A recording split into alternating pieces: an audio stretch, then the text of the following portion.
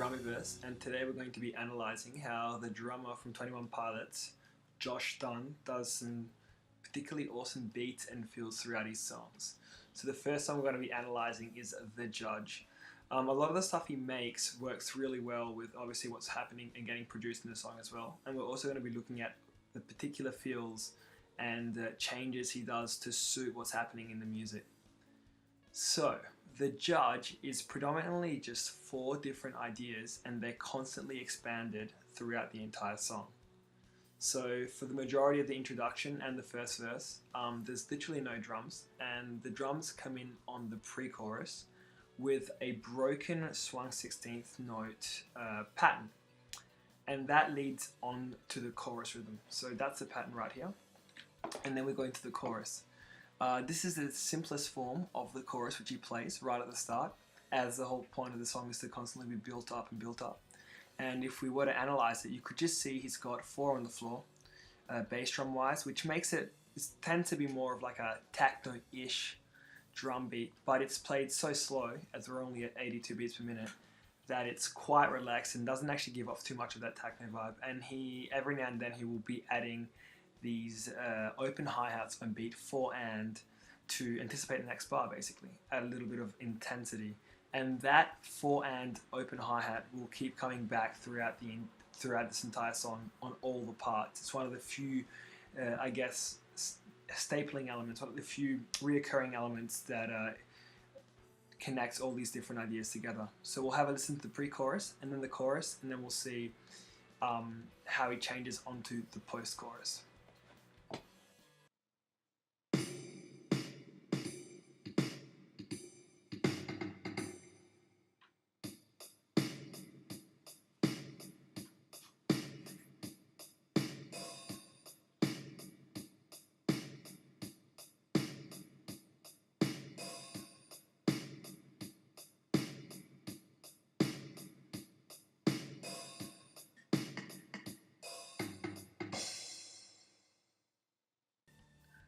Alright, that was the pre-chorus and chorus. Now, the post-chorus, although it's still written for with 8th note hi-hats, my interpretation of it is that it's considered a double time idea.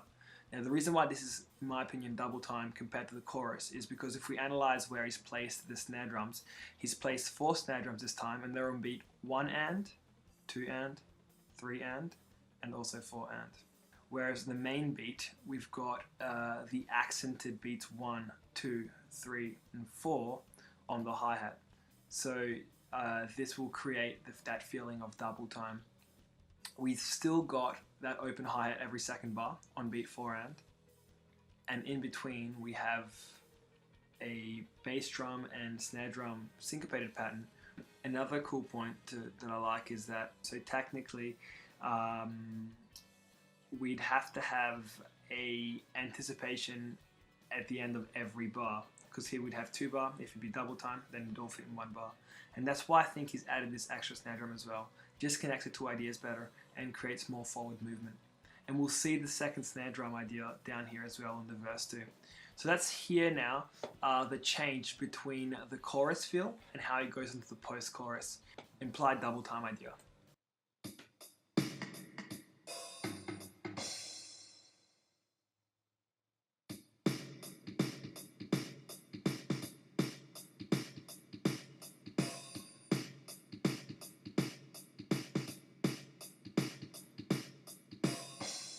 And that takes us to verse 2. Now, verse 2 is the first straight-based idea in the song. Up until now, everything's swung.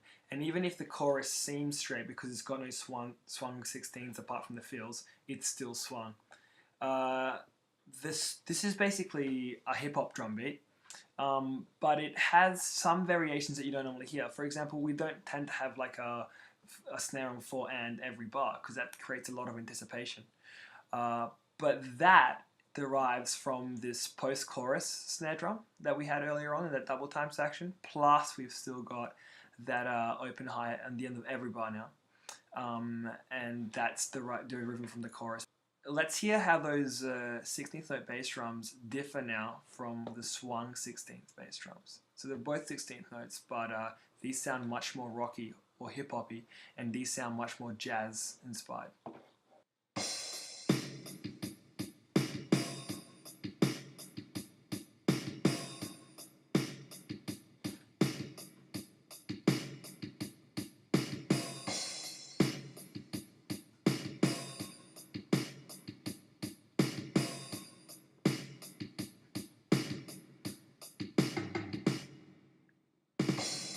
We then go back to this sort of pre-chorus and chorus idea. They've just basically added some hi-hats to create a little bit more intensity. They make the fills have a little bit more 16th notes as well, just sort of building from the previous pre-chorus, but the underlying idea is still the same. And then we go into this chorus too. Again, the important part to there, bass drums are still just on beats 1, 2, 3, and 4. However, we have these ghost notes added in. These 16th ghost notes, they're actually played straight, which is really interesting because then the feel is still played swung. I feel like this, again, is just a transition from the straight verse back to that swung feel section. This pre-chorus and chorus is then ended by a bar of 2/4, so they actually reduce the amount of time that we'd normally expect as a listener to go between the chorus to the bridge. So then they basically take you to the bridge section, which in my opinion is sort of underlying like a sort of dubstep-ish section in the song. We can see this by the space between beats 2 and basically 4. We see triplets in it, which are very dubstep, and we've also got these big flams, and they just sort of leave these open hi-hats to just consume as much sound as possible. I'll also be talking about this tempo change here because I think it's the most interesting part of the song.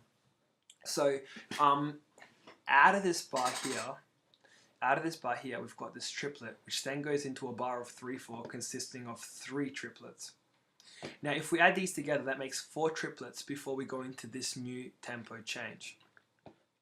This tempo change is now at 61 beats per minute, whereas previously the song was at 82 beats per minute. However, these go from triplets to 16th notes. Triplets at 82 beats per minute have got the exact same distance between notes as 16th notes at 61 beats per minute. So it's basically taking you from this constant triplet rhythm and playing 4 of them in a row, creating a pattern, and then adding a note, so playing now 4 notes with every bass drum, and that's what establishes a new tempo. But it's very subtle because it's still keeping the same distance between notes as the triplets.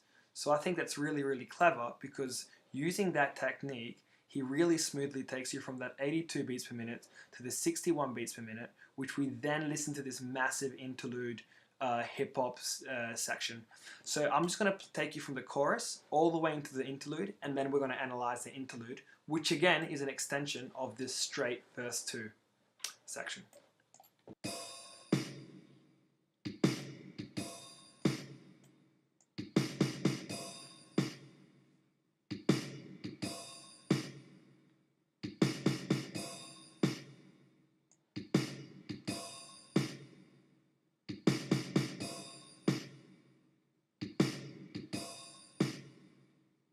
One, two, three, four.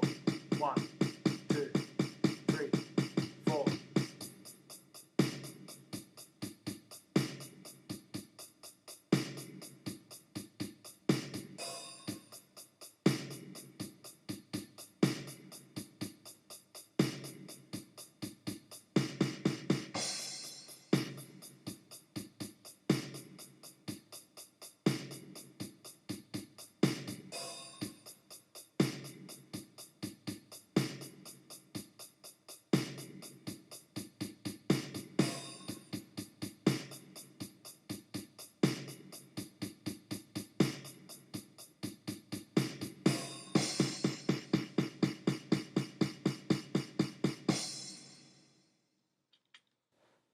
Alright, so heaps of stuff just happened in that interlude section.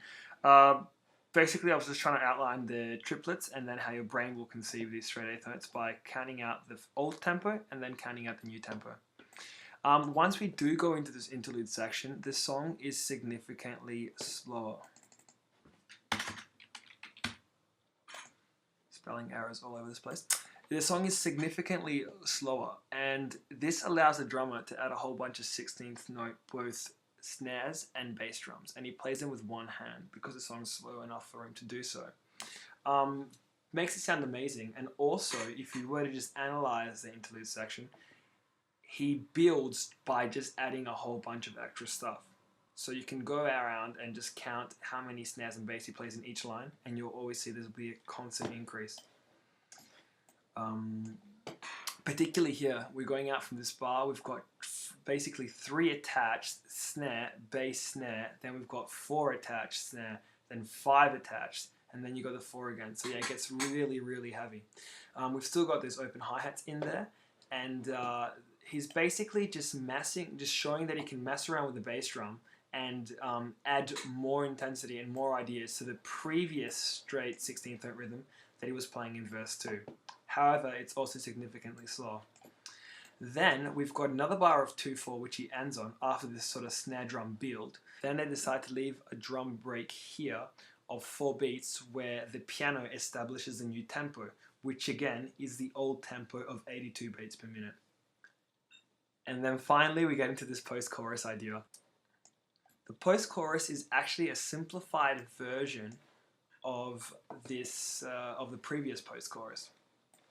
It's just bass and flams, no cymbals whatsoever, and that gives that sort of cheerleader vibe that we hear in a lot of songs. For example, Valerie, Shake It Off by Taylor Swift, Faith, all those sort of songs that sound like, which have these sort of drum beats in them. And then, after he does that for 4 bars, he'll go back into that chorus outro idea that he established earlier on and play that through 8 times. So that's here now, this swung 16ths, how it differs from the previous idea and how he ends up finishing the song.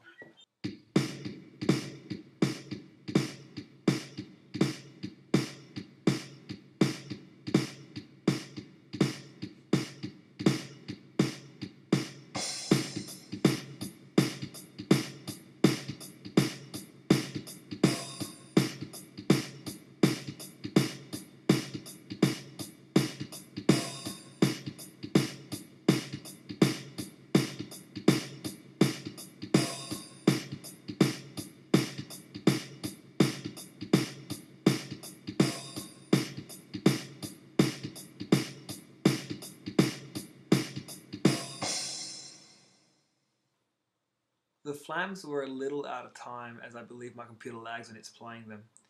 So I hope you guys found this analysis useful. I will be eventually putting a drum cover of either myself or one of my students playing the song, as everyone seems to be playing it. And I might also be putting and transcribing a couple more 21 Pilots songs on Drummyverse, as they are doing a lot of interesting drum beats and complicated time changes. Keep playing drums, and I'll post my videos soon.